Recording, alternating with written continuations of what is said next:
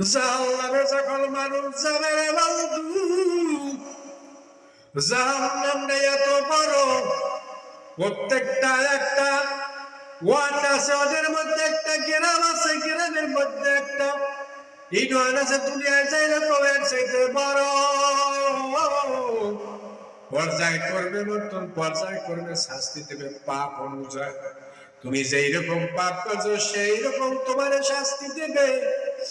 আরে কেউ লা ইলাহা ইল্লাল্লাহ জিকির বলবে, লা ইলাহা ইল্লাল্লাহ, লা ইলাহা ইল্লাল্লাহ।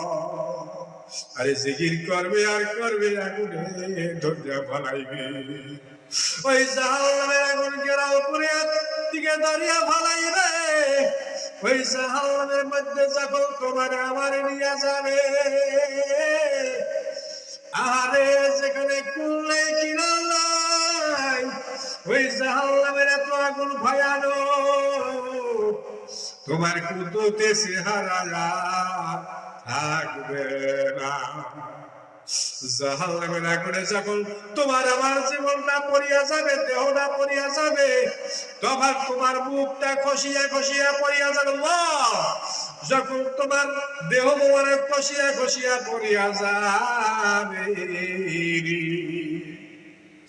আর কোনদিন বাঁচতে পারবা না। কেমন জাহান্নাম আমার মালিকে তৈরি করছে। আরে রহিম ইয়া করিম, খারাপ করে কালে কালবে আল্লাহ তুমি বাঁচাও, তোমার জাহান্নাম আমরা সহ্য করতে পারি না। আল্লাহ তুমি আমাদেরকে বাঁচাও, তোমার জাহান্নামের আগুন সহ্য করতে পারি না। এত বড় জাহান্নাম, আল্লাহ কালতে কালতে কালতে কালতে আল্লাহ সমস্ত দিল আগুনে জ্বালাইয়া ফেলাইবে। আমার আল্লাহর কুদরতি কলমের মধ্যে যখন তোমার মধ্যে দয়া হবে, তোমার জন্য দয়া হবে, আমার মাওলাই তখন ডাক দিয়া জাহান্নামে ফেরেশতা মালিককে ডাক দেবে, রে মালিক আমার কোন বান্দা জানি জাহান্নামের মধ্যে কাঁদতে আসি, আমার কোন বান্দা জানি, কোন বান্দারা জানি জাহান্নামের মধ্যে কাঁদতে আসে রে মালিক, আমি মালিকের সহ্য করতে পারি না। আমার বান্দাদেরকে দুনিয়ায় রে, ওই মালিক খোঁজাখুঁজি শুরু করিয়া দেবে, কোথায় কোন পাথরের নিচে কোন জাহান্নামের আগুনের মধ্যে জ্বলতে আছে, খুঁজতে খুঁজতে খুঁজতে খুঁজতে অনেক সময় হবে। আহারে যখন আমার ওই জাহান্নামের ওই বান্দাদের যখন পাবে,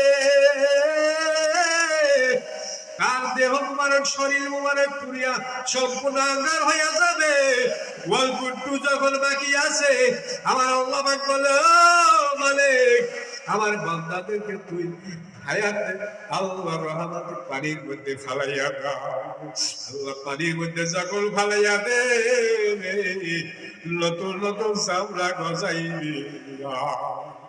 যখন জান্নাতের গেরারের মধ্যে একটু লাগবে, মনে হয় আমার মাওলার কুদরত পাইছি, আমার মাওলার জান্নাত পাইছি। আমার আল্লাহ ডাক দিয়ে বলে, বন্ধু এখন তো জান্নাত দেওয়া হয় নাই, মাত্র তুমি গেরান পাইছো, এই জন্য এর জন্য তুমি জান্নাত পাইয়া গেছো। যদি তুমি জান্নাতের একটি অংশ যদি পাও, তোমার মধ্যে কি হবে তুমি জানো না। এই জন্য মালিকের ইবাদত করো, মালিকের নামাজ করো, রোজা করো, ওই তাহাজ্জুদের নামাজ করো, রাইতে জাগিয়া মাওলার কাছে কান্নাকাটি করো। এই জন্যই তো বলছে, কালাল্লাহু উদউনি আস্তাজিব লাকুম, আমি আল্লাহর যদি একবার ডাকার মতো ডাকতে পারো, আর আমি মাওলার প্রতি কবুল হইতে পারে, আমি মাওলায় তোমারে লাদিয়া সারবো না। লা ইলাহা